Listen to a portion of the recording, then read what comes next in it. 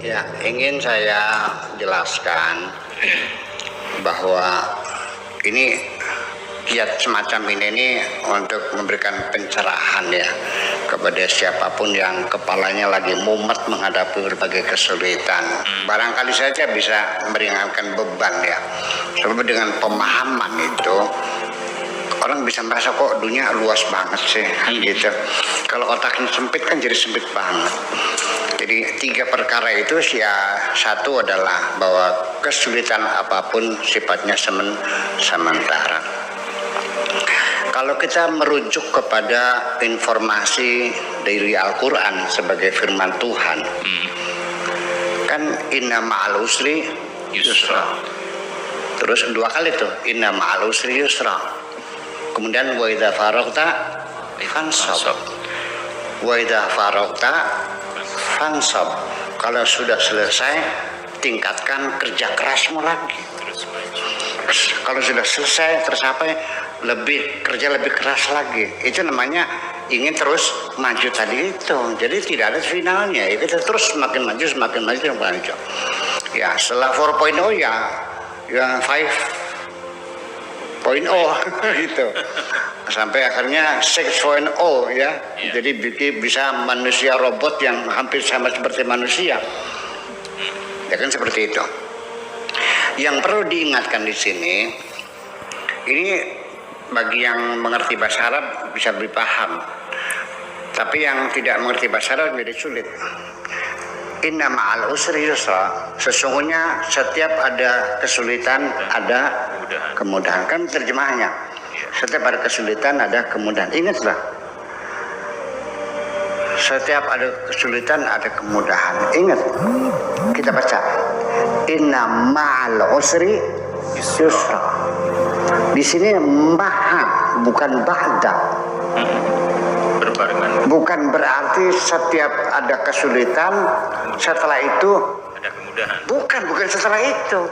Tapi setiap ada kesulitan bersamaan di situ ada kemudahannya. Wah, bukan ba'da ya. Bukan inna ma'al usri inna ba'dal usri yusra, tidak. Bukan inna ba'dal usri yusra, tapi ma'al usri. Kebersamaan ini jadi dalam momen yang sama di mana ada kesulitan, di situ bersama-sama dalam momen yang sama ada kemudahan. Setiap kita menghadapi satu musibah ada satu kemanfaatannya.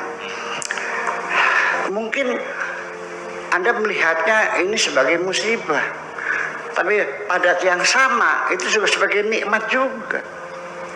Di situ adanya kebersamaan. Jadi inna ma'al usri yusra, bukan inna ba'dal usri yusra, bukan setelah. Kalau setelah kesulitannya dulu, setelah selesai baru muncul mudah. Ini di samping kesulitan ada kemudahan. Jadi setiap ada kesulitan selalu ada jalan keluarnya, seperti itu. Itu satu. Kemudian orang beranggapan bahwa tingkat ibadah yang paling tertinggi itu sholat. Iya kan? Karena dijadikan panglima sih seolah-olah menjadi segala-galanya. Karena sholat itu kan imaduddin, tiang agama. Karena waman aqamaha faqad aqamaddin. Barang siapa mendirikan sholat berarti mendirikan agama. Waman tarokaha, dan barang siapa yang meninggalkan sholat faqad haddamadin, menghancurkan agama. Dua hadis lagi banyak sabar-kabar sholat. Hadis yang sholat ini banyak banget. Inna awwala ma yuhasabu bil mar'u yaumil qiyamah as-shalatu. Nanti di hari kiamat yang pertama-tama dihisab adalah sholatnya.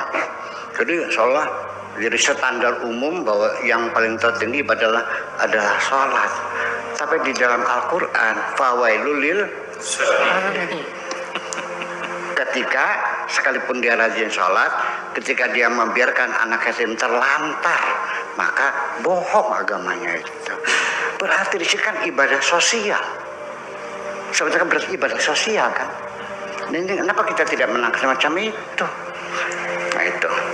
Jadi walhasil semua apapun kebaikan Allah menjanjikan falahum ajruhum inda rabbihim. Ya, walahum ajrun ghairu mamnun. Selalu ajrun fahal jazal ihsan illal ihsan. Artinya bayaran, dibayar oleh Allah. Kecuali satu, yang Allah tidak menjanjikan bayaran, tetapi Allah menjanjikan kebersamaan, yaitu orang yang bersabar. Innallaha ma'as sabirin. Artinya, kenapa Allah tidak menjanjikan bayaran, tapi kebersamaan?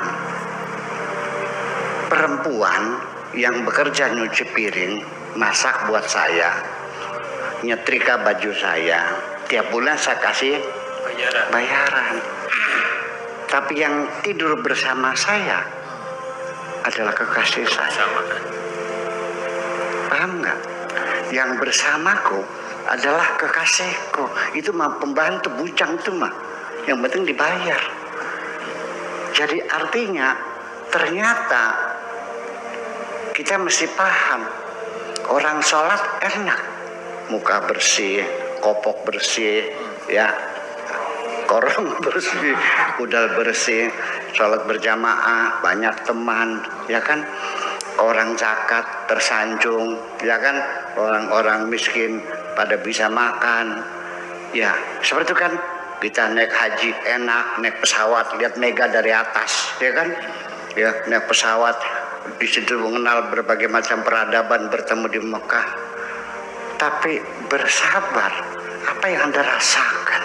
Menahan penderitaan. Paham nggak? Bayangkan, sudah istri minta cerai, anak kena narkoba, rumah mau disita bank. Bayangkan, Anda tetap bertahan, bersabar, mengharapkan rahmat Allah dan tidak pernah berputus asa.